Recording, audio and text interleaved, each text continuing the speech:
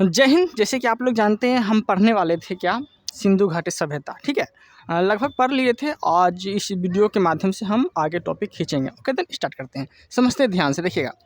सिंधु घाटी सभ्यता, ठीक है, सिंधु घाटी सभ्यता हम पढ़ने वाले हैं, जिसमें कि हम लोग क्या जानेंगे, 7 बड़े नगर के बारे में जानेंगे कि कौन से नगर में क्या क्या काम हुआ था, और एग्जाम के पर्पज़ से वही टॉपिक खींचेंगे जो एग्जाम में पूछे जाते हैं। ओके, देन स्टार्ट करते हैं। समझते ध्यान से, देखिएगा। सिंधु घाटी सभ्यता के 7 बड़े नगर हैं। कौन कौन, तो देखिए।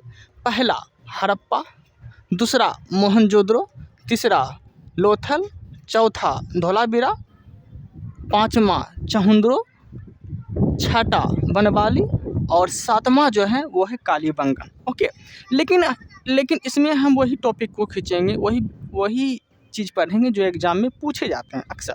ओके, देन फालतू नहीं पढ़ेंगे। समझते ध्यान से। तो इसमें हम पहले देखेंगे कालीबंगा के बारे में। कालीबंगा कहाँ पे है, किस नदी के किनारे है, वो हम इसमें देखने वाले हैं। समझते ध्यान से। कालीबंगा पहले आपसे क्वेश्चन पूछेगा कि कालीबंगा है कहाँ, तो कालीबंगा जो है वो है राजस्थान में। कहाँ पे है कालीबंगा? राजस्थान में है। Okay then. और कालीबंगा किस नदी के किनारे स्थित है, तो वह है घग्गर नदी के किनारे।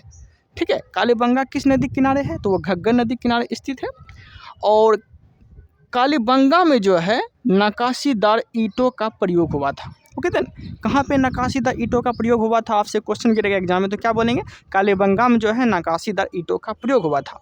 और आपसे पूछेगा कि कालीबंगा का अर्थ क्या होता है, तो कालीबंगा का अर्थ होता है काली चूड़ियाँ। ठीक है, कालीबंगा का क्या अर्थ होता है? काली चूड़ियाँ। यहाँ तक कोई दिक्कत नहीं है। अब दूसरा नंबर देखते हैं हम मोहनजोदड़ो को। ठीक है, दूसरा क्या देखते हैं? मोहनजोदड़ो। मोहनजोदड़ो अगर आपसे पूछेगा कि मोहनजोदड़ो किस नदी के किनारे स्थित है, तो क्या बोलेंगे? तो मोहनजोदड़ो जो है वो सिंधु नदी के किनारे स्थित है। कहाँ पे है? किस नदी के किनारे? सिंधु नदी के किनारे स्थित है। यहाँ तो कोई दिक्कत नहीं है।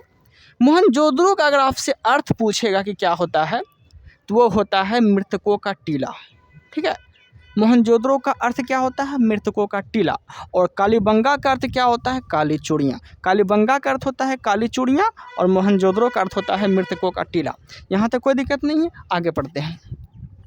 मोहनजोदड़ो में जो है नर्तकी की मूर्ति मिली है। ठीक है, कहने का अर्थ ये हो गया, मोहनजोदड़ो के जो लोग थे वहाँ पे नर्तकी मतलब डांस होता था, तो वहाँ नर्तकी की मूर्ति मिली है। कहाँ पे? तो मोहनजोदड़ो में। यहाँ तक कोई दिक्कत नहीं है। और मोहनजोदड़ो में जो है बृहत स्नानागार मिला है। क्या मिला है? बृहत स्नानागार। मतलब कहने का अर्थ ये हो गया, बहुत बड़ा स्विमिंग पूल मिला है। कहाँ पे? मोहनजोदड़ो में। ठीक है, नहाने और के लिए। ठीक है, नहाने और के लिए क्या हुआ है? बृहत स्नानागार मिला था, स्विमिंग पूल जो हुआ करता था वहाँ पे। यहाँ तक कोई दिक्कत नहीं है। अब देखते हैं सिंधु घाटी सभ्यता के प्रमुख देवता के बारे में। ठीक है, सिंधु घाटी सभ्यता के जो प्रमुख देवता हैं वो किसकी पूजा वूजा करते थे सिंधु घाटी के लोग, तो वो पशुपति नाथ की पूजा करते थे। ठीक है, सिंधु घाटी के लोग किसकी पूजा करते थे, तो पशुपति नाथ की पूजा करते थे। यहाँ तो कोई दिक्कत नहीं है। आगे बढ़ते हैं। अब हम लोग देखने वाले हैं यहाँ से। ठीक है, लोथल। कहने का अर्थ ये हो गया, आपसे क्वेश्चन पूछेगा कि लोथल कहाँ पे है, और इसमें क्वेश्चन पूछा जाता है कि लोथल किस लिए प्रसिद्ध है, तो हम जोड़ा लगा के पढ़ेंगे। ठीक है, जो एग्जाम के पर्पस काफ़ी इंपॉर्टेंट है। समझते हैं। लोथल और सुतकोड्डा। ठीक है, लोथल और सुतकोड्डा कहने का अर्थ ये हो गया, किसके लिए कौन सा चीज़ प्रसिद्ध है वो हम देखने वाले हैं। तो जोड़ा लगा के पढ़ेंगे, लोथल और सुतकोड्डा। लोथल और सुतकोड्डा जो होते थे वो किसके लिए प्रसिद्ध होते थे, तो वो होते थे किसके लिए? बंदरगाहों के लिए। ठीक है, लोथल और सुतकोटदा किसके लिए? बंदरगाहों के लिए प्रसिद्ध हुआ करते थे। यहाँ तक कोई दिक्कत नहीं है। बंदरगाहों के लिए प्रसिद्ध हुआ करते थे। कौन? लोथल और सुतकोटदा। ठीक है, आपसे पूछेगा कि लोथल किस राज्य में है, तो गुजरात राज्य में है। ठीक है, गुजरात राज्य में है लोथल। यहाँ तक कोई दिक्कत नहीं है। आगे देखने वाले हैं हम लोग लोथल और चहुंद्रो। लोथल और चहुंद्रो जो हुआ करते थे वो किस लिए प्रसिद्ध हुआ करते थे, तो लोथल और चहुंद्रो जो है मनके बनाने के कारखाने हुआ करते थे वहाँ पर। या ठीक है, मनके बनाने के कारखाने कहाँ हुआ करते थे, तो लोथल और चहुंद्रो में मनके बनाने के कारखाने हुआ करते थे। यहाँ तो कोई दिक्कत नहीं है। लोथल और सुतकोड्डा बंदरगाहों के लिए, लोथल और चहुंद्रो मनके बनाने के कारखाने के लिए। यहाँ तक कोई दिक्कत नहीं है। आगे बढ़ते हैं। आगे देखते हैं लोथल और रंगपुर।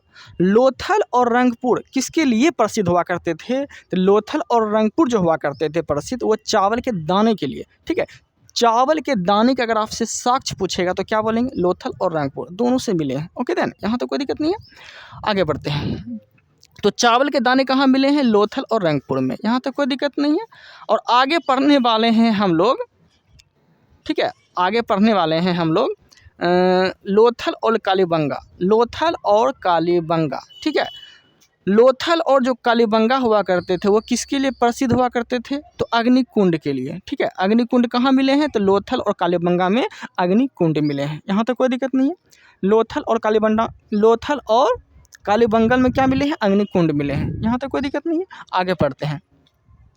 लोथल और कालीबंगा में क्या हुआ था, युगल, कहने का अर्थ ये हो गया कि युग में समाधान, ठीक है, युग में समाधियाँ, कहने का अर्थ ये हो गया कि यहाँ के जो लोग का मृत्यु हुआ करता था ना, तो 2 लोग को एक साथ दफनाया जाता था, ठीक है। कहाँ पे, तो लोथल और कालीबंगा में, ठीक है, ये बात याद रखिएगा, यहाँ तक कोई दिक्कत नहीं है। आगे पढ़ते हैं। आगे पढ़ने वाले हैं हम लोग सिंधु घाटी सभ्यता के जो लोग पूजा करते थे वो किसकी पूजा करते थे, कैसे पूजा करते थे, वो देखने वाले हैं, ठीक है। तो समझते हैं, सिंधु घाटी सभ्यता के जो लोग हुआ करते थे वो वृक्ष की पूजा करते थे, किसकी, वृक्ष की पूजा करते थे। और वृक्ष की पूजा के साथ साथ क्या करते थे, मातृ देवी की भी पूजा करते थे। कौन, सिंधु घाटी सभ्यता के लोग किसकी पूजा करते थे, वृक्ष की पूजा करते थे और मातृ देवी की भी पूजा किया करते थे, यहाँ तक कोई दिक्कत नहीं है। अब बढ़ते हैं आगे।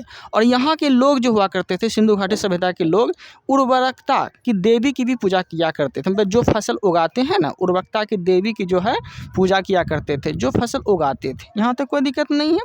अब आगे पढ़ने वाले हैं। सिंधु घाटी सभ्यता के लोग मृत्यु के बाद कहाँ दफनाया जाता था और कहाँ जलाया जाता था। आपसे अगर बोलेगा कि सिंधु घाटी सभ्यता के लोग जो मरते थे उसे जलाते थे या दफनाते थे, तो आप क्या बोलेंगे, सिंधु घाटी सभ्यता के जो लोग मरते थे उसको जलाते भी थे और दफनाते भी थे, ठीक है, यहाँ तो कोई दिक्कत नहीं है। तो आपसे क्वेश्चन पूछेगा सिंधु घाटी सभ्यता के लोग जब मरते थे तो उसे कहाँ दफनाते थे, कहाँ दफनाते थे और कहाँ जलाते थे, वो देखने वाले हैं, ठीक है। तो दफनाने की अगर बात बोलेगा तो दफनाया जाता था हड़प्पा में, ठीक है, दफनाने के लिए उसको ले जाया जाता था हड़प्पा में, ओके देन।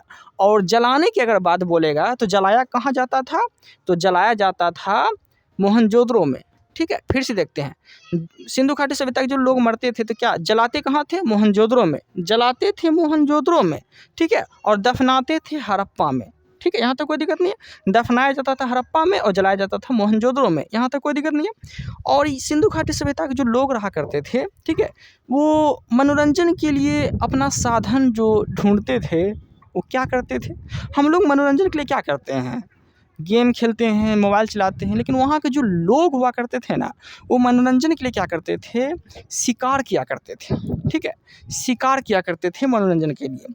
शिकार करना, मछली पकड़ना, ये सब मनोरंजन का इसका साधन था, किसका, तो सिंधु घाटी सभ्यता का साधन था, ठीक है, यहाँ तक कोई दिक्कत नहीं है। अब थोड़ा सा रिकॉल यहाँ कर लेते हैं, ठीक है। आपसे क्वेश्चन पूछेगा कि स्वतंत्रता के बाद खोजा गया पहला नगर कौन सा था, तो क्या बोलेंगे, स्वतंत्रता के बाद पहला खोजा गया अगर नगर कोई था तो वह था रोपर, ठीक है। स्वतंत्रता के बाद पहला खोजा गया नगर कौन सा, तो रोपर, ठीक है, स्वतंत्रता के बाद पहला खोजा गया नगर रोपर था। और आपसे पूछेगा स्वतंत्रता के बाद सबसे ज़्यादा स्थल कहाँ पे मिले हैं और कहाँ पे थे, ठीक है, स्वतंत्रता के बाद सबसे ज़्यादा स्थल कहाँ पे मिले हैं, तो गुजरात में मिले हैं, ठीक है। स्वतंत्रता के बाद सबसे ज़्यादा स्थल कहाँ मिले हैं सिंधु घाटी सभ्यता से रिलेटिव, तो गुजरात में मिले हैं, यहाँ तक कोई दिक्कत नहीं है, ठीक है। उम्मीद करते हैं कि आप लोग को यहाँ तक कोई प्रॉब्लम नहीं हुआ होगा, ओके देन। अगर प्रॉब्लम होता भी है तो आप मुझे कमेंट करके बोल दीजिएगा कि इस टॉपिक में मुझे प्रॉब्लम हुआ है सर, हम उस टॉपिक को और अच्छे से पढ़ाने का प्रयास करेंगे, ओके देन।